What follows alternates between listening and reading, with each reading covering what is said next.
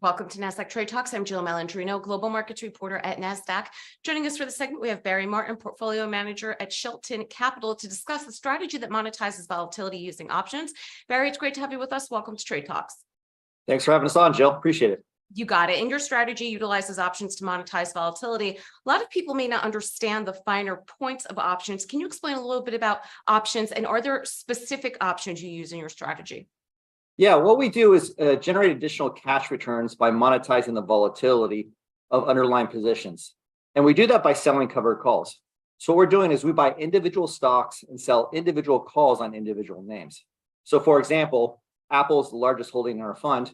What we're doing is buying Apple at 185, and then we sell someone the right, but not the obligation, to purchase Apple off us in the future. So for example, today with Apple at 185, someone's going to offer us the right to buy Apple off of us in August for $200 a share, and they'll pay us about $1.50 for that right. And so since we're basically monetizing that movement, we're monetizing that volatility, and that's how we generate the income. Basically, we're taking that $1.50 and putting it into our pocket. So how does volatility play into all of that? Yeah, volatility is an important part of the strategy, and it's an important part of the market, right? So what we do is if there wasn't volatility, there would be no unknowns. And so the unknown is basically how we generate the income and how we generate the cash flow in the strategy. Basically, once again, is if there's no volatility at Apple, no one's going to pay us to buy Apple off us at 200. But since there is volatility, there's that unknown, and people are willing to pay us for the right to buy Apple off us in the future. So it seems like this is an alternative to fixed income. Instead of being locked in at a specific yield for a certain amount of years, an investor can receive cash flow from this type of strategy. Yeah, correct. I mean, it's not necessarily a competitor. It's more of a complement to fixed income. Typically, you see the 60-40 portfolio, 60 being equity and 40% being fixed income. We're actually seeing people take a slice of fixed income, maybe 10%, and a slice of equity exposure, maybe 10%, and forming a new slice of the pie, about 20%.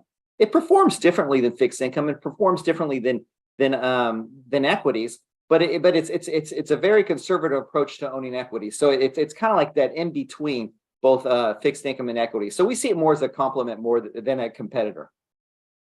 How will the Fed's outlook and future interest rates affect this strategy? The Fed likely won't keep hiking rates forever, so fixed income will look more attractive when the Fed starts slashing rates.